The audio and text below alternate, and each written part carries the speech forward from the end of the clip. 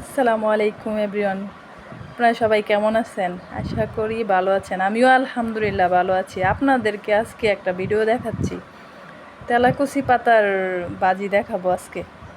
আপনারা দেখতে থাকেন। আমি দইয়ে এখন এইগুলা কেটে নিচ্ছি। ভালো করে আপনারা দইয়ে কেটে নেবেন। আপনারা দেখতে পাচ্ছেন আমি প্রথমে তেলটা গরম করে মরিচটা দিয়ে দিয়েছি। এখন আমি পেঁয়াজ রসুন দিয়ে দেব। পেঁয়াজ রসুনগুলা ভেজে তারপরে দিয়ে দেব তেলাকুচি পাতাগুলা।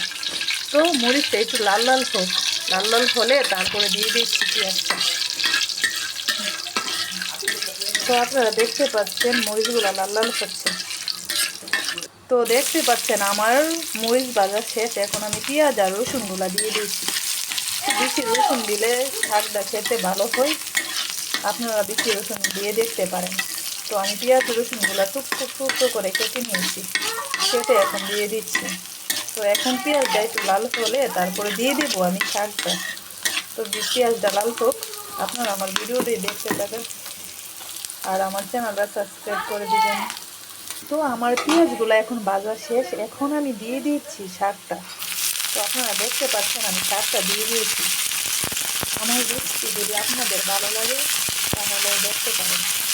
তো আমি শাকটা এখন মিশিয়ে নিচ্ছি। তো আমি হলুদটা দিয়ে দিচ্ছি, লবণ দিয়ে দিচ্ছি, তারপরে দিয়ে দেবো হলুদ দিয়ে তারপর ঢাকনা দিয়ে রেখে 5 মিনিট আমি এটা জাল করে নেব। নাড়াচাড়া করে দিচ্ছি এখন আমি। তো ভালো করে নাড়াচাড়া করে হলুদ আর লবণ মিশিয়ে নিতে হবে, মিশিয়ে তারপর ঢাকনা দিয়ে রেখে দিতে হবে। তো আপনারা দেখতে পাচ্ছেন আমার এখন শাকগুলো মিশে গেছে। তো পানি উঠে গেছে ঢাকার কারণে। তো আস্তে আস্তে এখন লাল লাল করে নেব, লাল লাল করে ভেজে তারপরে উঠিয়ে নেব।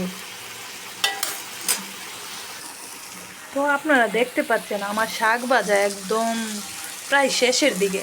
তো আর একটু ভেজে তারপরে আমি উঠিয়ে নিচ্ছি। তো আপনারা দেখতে পাচ্ছেন আমার শাক ভাজা শেষ। তো এভাবে আমি বাজি ভরে খাই। আপনারা খেয়ে দেখতে পারেন, আপনাদের কাছেও ভালো লাগবে। আমার সাথে থাকবেন, আমার ভিডিওটা সাবস্ক্রাইব করে দিবেন। আল্লাহ হাফেজ।